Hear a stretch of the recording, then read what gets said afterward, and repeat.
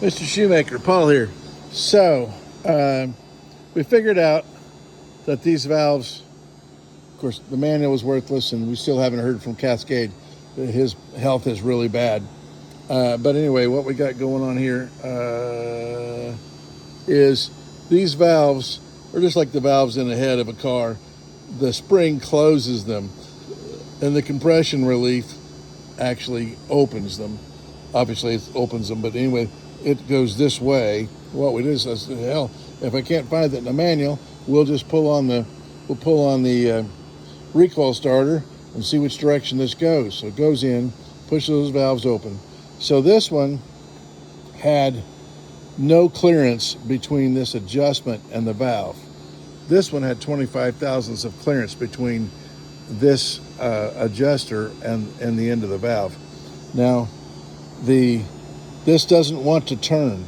So far, we've loosened the lock nut, and this does not want to turn. So we've got it soaked down with panther piss right now tonight, and so we'll try it tomorrow, see if we can't get that to turn tomorrow. We may have to put, I started to say we might have to put another lock nut on here, but that's probably not going to work.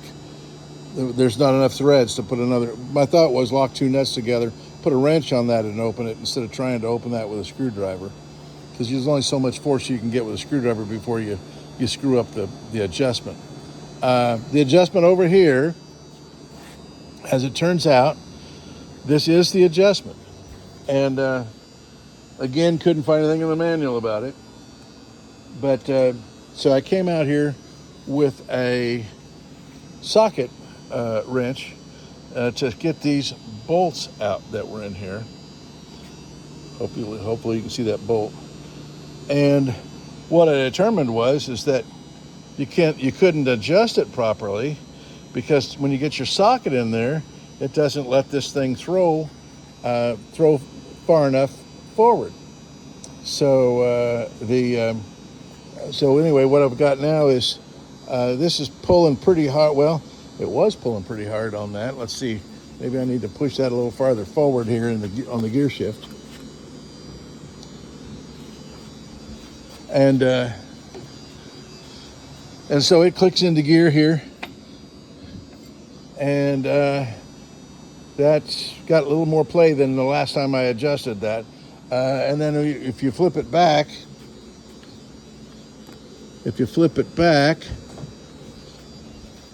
we're going into gear in reverse.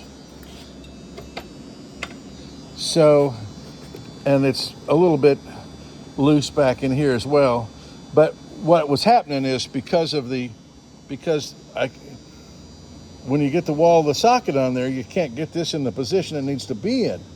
So I don't know where these bolts came from, but only reason I recognized that the bolts weren't really right was, number one, it was limiting how far I could adjust it when I got my socket in this little area with this bolt head.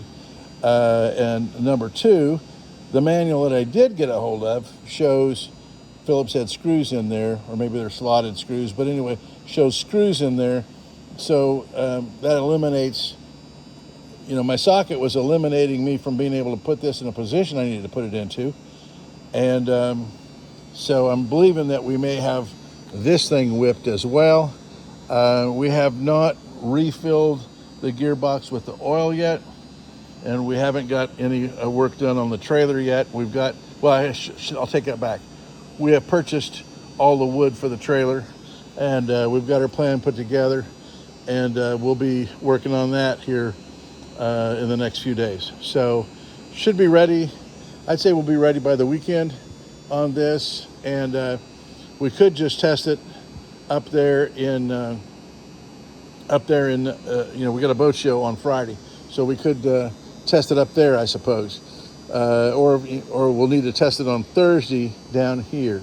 So anyway, that's what's going on with your project, and that's the next steps and everything. Oh, we're also getting a spark right here, so we're going to have to figure out why we're getting a spark right here. Let's see if I can show it to you. We may have some contacts to clean or something to do right there. You see it? It only sparks once, but and I think the key had been left on at some point in time, so we got to charge the battery up because the battery's run down.